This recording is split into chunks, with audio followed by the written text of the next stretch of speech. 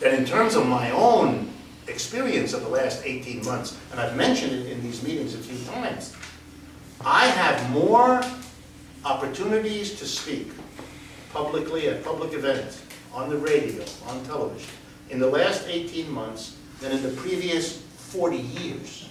And I've been active politically all my adult life. Something is going on in the United States. I do, commercial AM radio programs with conservative hosts in the South, in Salt Lake City, and all over the place.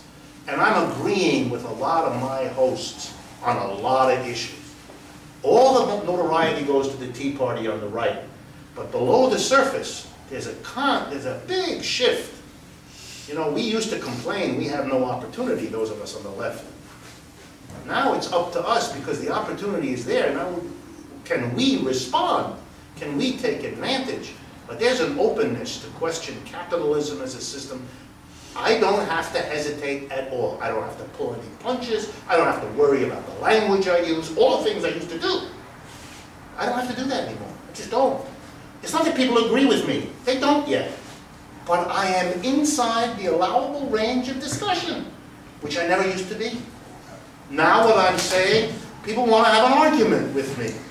But they don't want me to go back to Russia, or stop being a crazy person, or come down out of the clouds, or the things that used to be either spoken to me or thought. I'm a teacher, I train to look at people's faces and get a sense of how they see me.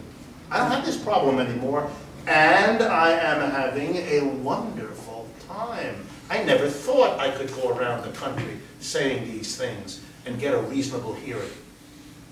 I can't do all the invitations I have to do. I can't. Physically, I can't do it. Both inside the United States and outside the United States. I even need really skilled help to allow me to do these things, because I can't handle it myself. I mean it, literally. I've been very lucky to have people willing to work with me and help me, but otherwise I couldn't. So I know that the opportunity is out there to raise these questions and to make change. At this point, if the left doesn't proceed, part of the blame is on it.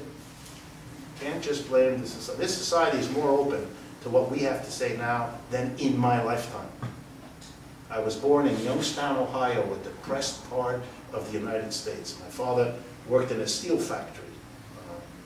He was an immigrant from Europe, but the only job he could find was in something called the Youngstown Sheet and Tube Factory.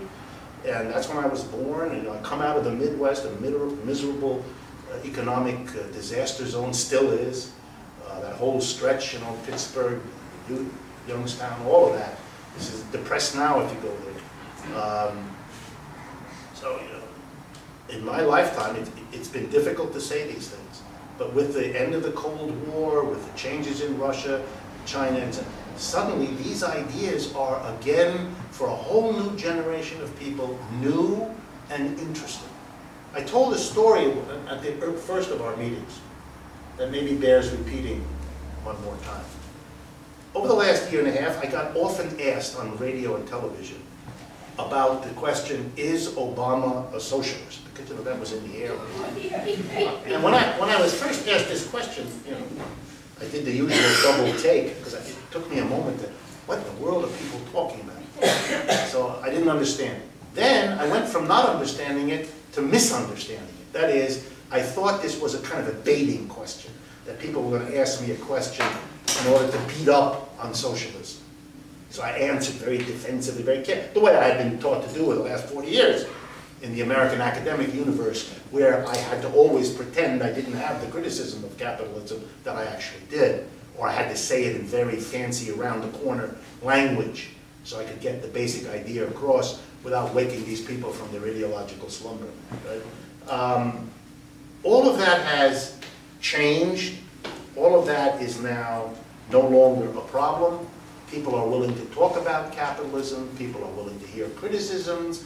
Even the ones who defend capitalism, they have to defend it. And we had a debate on the radio about their defense versus my criticism. And we agree to disagree. It's a completely different conversation from what it used to be. And when the Obama thing came up, I had to learn that the people weren't asking because of Obama, they thought he was a socialist. And they weren't asking because they wanted me to be defensive and to dissociate myself from socialism. I learned that most of the people asking were young. They like Obama. They still like Obama. And when they hear some, and some of them said this, some old, fat, white Christian person saying that Obama's a socialist, they thought socialism probably was pretty good. And their questions to me were to explain what the hell socialism was, because they hadn't a clue. Coming out of the American school system, where the hell would they get an idea of? They had no idea what socialism was, but their instinct was, if those people are calling Obama that, it's probably pretty good. So I discovered I had an audience eager to hear good news about socialism, which I immediately provided. And it became a very different kind of conversation. And you know, the people who interview me, that's just as important as the larger audience. The interviewer, the man or the woman who asks the question, they too are shaped by the audience. They don't treat me the way they used to. I've done radio and TV all my life. But in the past, it was always necessary for the host, whoever he or she was, to make it clear to the audience that they're not what I'm saying. They don't agree with that. They're terribly liberal for even having a weirdo like me on the program. So they couched it all as an opening to their civil liberties breadth of mind, which was a nice way of saying, you know, I got a weird one here today. But listen to what these weird people say. That's all gone. Everybody is my friend. Everybody treats me as, oh, I'm so glad you had the time to be on our program. I'm not doing you a favor. You're doing me a favor to be here. I've seen your video, website. I'm like other people. And they are interested in my perspective, and they want people who call in. I do a lot of that, you know, answering people who call in on the live programs. They want people to call me and raise questions and argue, but I'm part of the conversation. The left hasn't been in that situation for a long time, and you know, we need a lot of people to run with the ball because we have the ball, or at least we have it part of the time. And you know, if in Germany, one out of the last election, 12%, 1 out of 8 Germans voted for the Die Linke, 11.9%. That's a modern German economy. It's very similar to the United States in many ways. It shows you that a party that's pretty much on the left, for example, calls itself Die Linke, which the German means the left.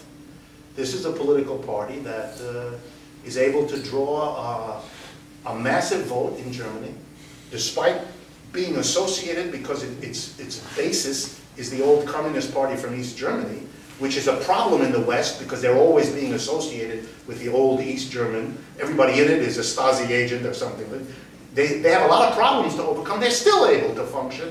And even now, through La Fontaine in the western part of Germany, also to build up their support. They're in several of the state governments in Germany and so on. We ought to have this. We ought to have such a party. I think the basis in this country exists for that. I think the left is so demoralized and dispersed and disunified and so committed to a dispersion of effort that we don't do that. But I think we could, and it is my hope that the situation, as it continues, and capitalism doesn't have a, you know, capitalism has always in America been justified on the grounds it delivers the goods. It's not delivering the goods, it's delivering the bads. And that's a different situation, and it gives us an opening and a possibility that would be criminal for us not to take it. One more, and then I know that we need to adjourn. You're more interested in adjourning even than asking another question. Okay. Well, let me instead say that we're going to continue, as I told you, these monthly updates. Each time it'll be an update plus a particular focus. Today it was on state and local governments and all of the economics of that. I will send out a notice, and it'll be on the Brecht Forum website what the particular topic will be for the next monthly. So again, we'll mix the update with a more focused analysis of a particular point. Thank you very much for braving the weather.